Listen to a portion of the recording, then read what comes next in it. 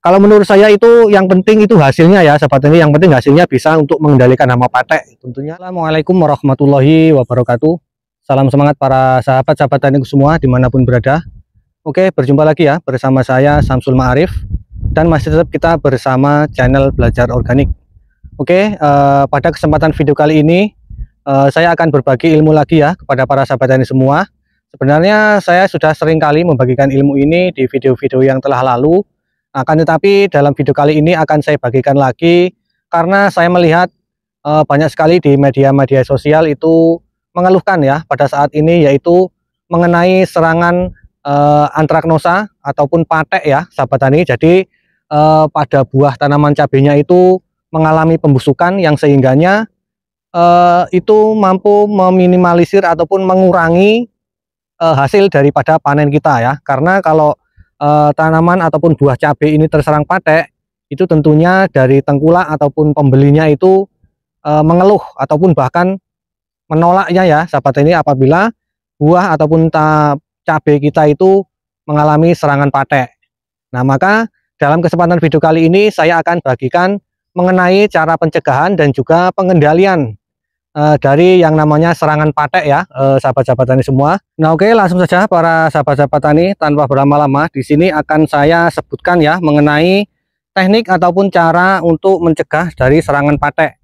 Jadi kalau mencegah itu sebenarnya itu lebih ringan biaya ataupun lebih mudah ya sahabat tani sebenarnya, asalkan yang penting kita itu rutin di dalam mengaplikasikannya. Jadi cara untuk mencegah serangan patek yang pertama yaitu sahabat tani rutin mengaplikasikan pupuk kalsium ya sahabat tani, baik itu dikocor ataupun dispray, baik itu musim hujan ataupun tidak ya sahabat tani, karena fungsi daripada kalsium itu sangat-sangat penting sekali, terutama untuk memperkuat dinding sel daripada tanaman cabai kita. Jadi kalau dinding sel tanaman cabai kita itu kuat, secara otomatis yang namanya jamur patek itu tidak mampu untuk menembusnya. Nah, itu langkah yang pertama untuk pencegahan ya, yaitu rutin aplikasikan kalsium. Nah, kemudian untuk step yang kedua, langkah yang kedua untuk pencegahan dari yang namanya patek, itu apabila intensitas hujan itu tinggi, apalagi hujannya itu seringkali terjadi pada malam hari,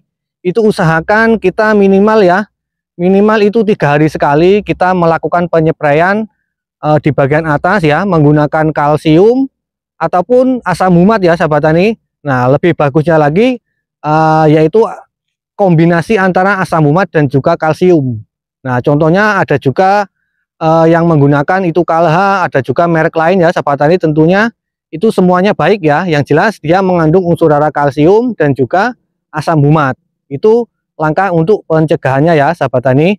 Kemudian untuk langkah yang selanjutnya yaitu mengenai pengendalian. Nah, apabila kita sudah melakukan pencegahan akan tetapi pencegahan kita itu mengalami kegagalan, artinya masuk ya sahabat tani penyakitnya ya, karena yang namanya patek ataupun jamur itu kan sesuatu penyakit yang kita tidak bisa melihatnya ya, akan tetapi apabila sudah masuk itu baru kita bisa melihatnya. Jadi ketika pateknya itu sudah masuk, sudah menyerang, sebelum kita melakukan pengendalian itu sahabat tani wajib membersihkan ataupun membuang, memetik buah-buah yang terserang yang namanya patek. Nah, kita petik, kita buang, kita bersihkan, kita bakar, kemudian selanjutnya kita lakukan pengendalian menggunakan fungisida. Itu langkah awal, langkah yang pertama. Tetap ya, untuk kalsium, kocor kalsium itu lanjut, tetap wajib ya, 1 minggu sekali. Nah, apabila sudah ada serangan itu kita perapat untuk intervalnya 4 hari sekali ataupun 3 hari sekali. Itu tujuannya untuk benar-benar memperkuat dinding sel dari tanaman cabai kita. Nah, akan tetapi nanti kalau misalkan pateknya sudah terkendali, itu nanti untuk intervalnya itu bisa 1 minggu sekali ataupun 10 hari sekali, itu fungsinya untuk pencegahannya. Itu yang pertama ya, apabila sudah masuk, untuk kalsiumnya tidak boleh berhenti, bahkan untuk intervalnya itu diperapat lagi ya. Itu langkah yang pertama. Kemudian langkah yang kedua, kita aplikasikan fungisida ya sahabat tani. Fungisida itu sebenarnya terserah sahabat tani mana yang menurut sahabat tani cocok itu untuk pengendalian patek. Nah, untuk yang biasa saya gunakan, untuk yang pertama, apabila serangannya itu masih baru pertama kali, itu saya biasanya menggunakan fungisida Bendas. Bendas ya sahabat tani, yang saya gunakan itu mereknya Bendas. Kalau bahan aktifnya itu karbendazim. Bebas sahabat tani menggunakan merek apa saja, bebas. tentunya yang menurut sahabat tani cocok untuk mengendalikan patek. Nah, itu langkah yang pertama. Kemudian apabila menggunakan bahan karbendazim ataupun bendas itu masih saja belum bisa terkendali, sahabat tani tingkatkan lagi.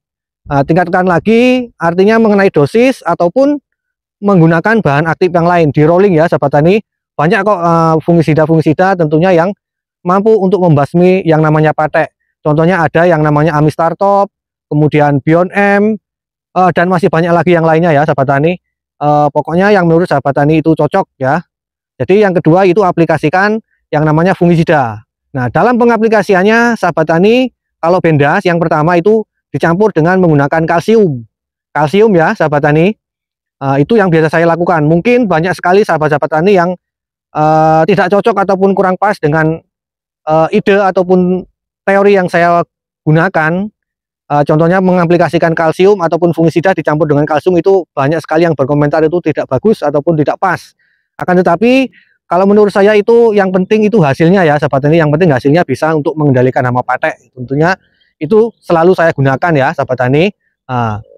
Kemudian untuk pengaplikasian misalkan masih ada serangan sahabat tani, misalkan sahabat tani menggunakan Amistar Top ataupun Bion M, sahabat tani campurkan dengan perekat.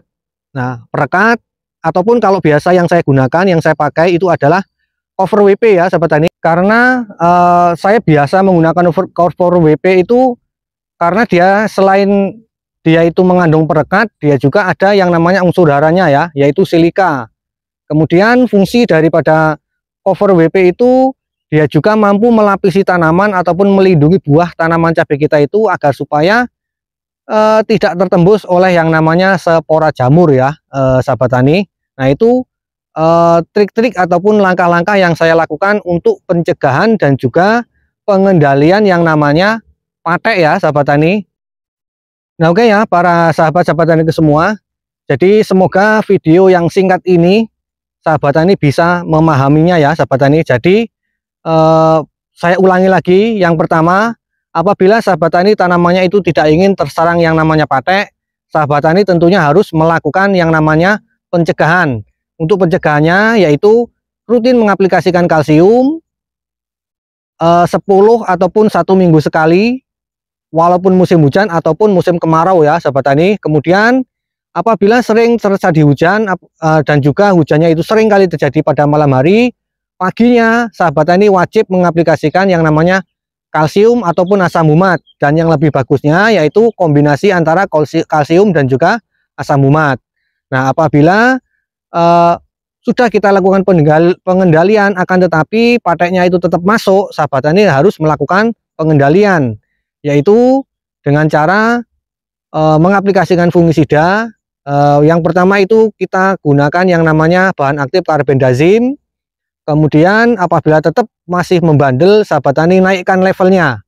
Jangan lupa ketika menaikkan levelnya, sahabat tani campurkan dengan yang namanya cover WP ataupun perekat ya. Akan tetapi kalau yang bagus menurut saya itu menggunakan cover WP. Karena cover WP selain dia itu mengandung perekat, dia mengandung nutrisi berupa silika, dia juga mampu melapisi buah tanaman cabai kita itu agar supaya tidak terserang yang namanya patek ya sahabat tani semua.